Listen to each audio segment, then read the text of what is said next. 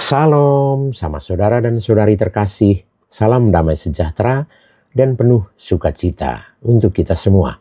Semoga kita semua tetap sehat dan selalu bersukacita.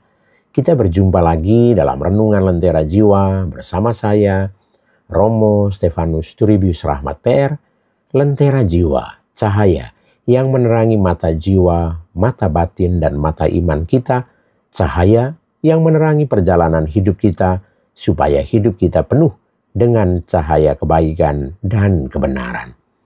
Sama saudara dan saudari terkasih, dalam Renungan Lentera Jiwa kali ini saya mengajak kita semua untuk mendengarkan dan merenungkan satu kisah inspiratif berikut ini yang saya beri judul Belajar untuk Menjadi Tegar.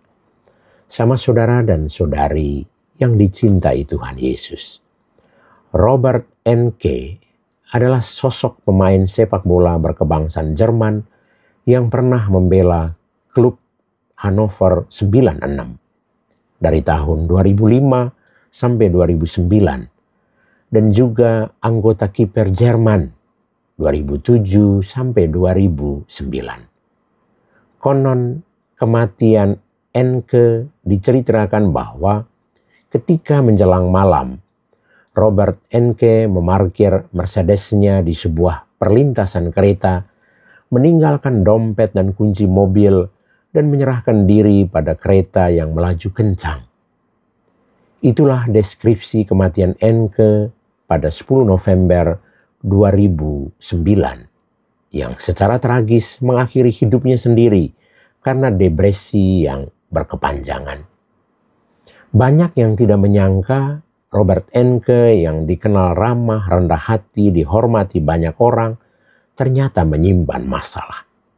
Karirnya di sepak bola memang tidak berjalan mulus, termasuk ketika dia bermain di luar Jerman. Robert Enke mulai mengalami masalah mental serius ketika Lara, anak perempuannya yang berusia 2 tahun, meninggal dunia di tahun 2006 karena gagal jantung. Ia dan istrinya, Teresa, kemudian mencoba membangun kehidupan yang baru dengan menetap di sebuah kawasan pedesaan yang tenang. Mereka juga mengadopsi seorang bayi berumur 3 bulan yang diberi nama Leila. Waktu dia depresi akut, itulah periode tersulit dalam hidupnya. Kami pikir kami telah mengatasi semuanya. Kami pikir bahwa dengan cinta kami bisa menghadapinya. Tetapi ternyata tidak, tutur Teresa. Rupanya kasih sayang istrinya dan kehadiran putrinya Leila tidak mampu menghilangkan duka cita Robert Enke. Ia lebih memilih mengakhiri hidupnya daripada menerima kenyataan yang ada, yaitu kegagalan di dalam sepak bola dan kematian anaknya.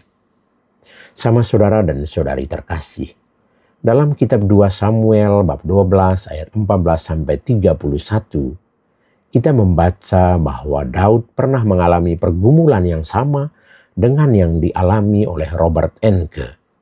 Daud kehilangan putranya, anaknya, setelah sebelumnya sakit. Namun berbeda dengan Robert Enke, Daud dapat menerima kematian anaknya walaupun sebelumnya ia sangat berduka ketika anak tersebut masih sakit. Sikap Daud ini patut kita contoh, kita teladani.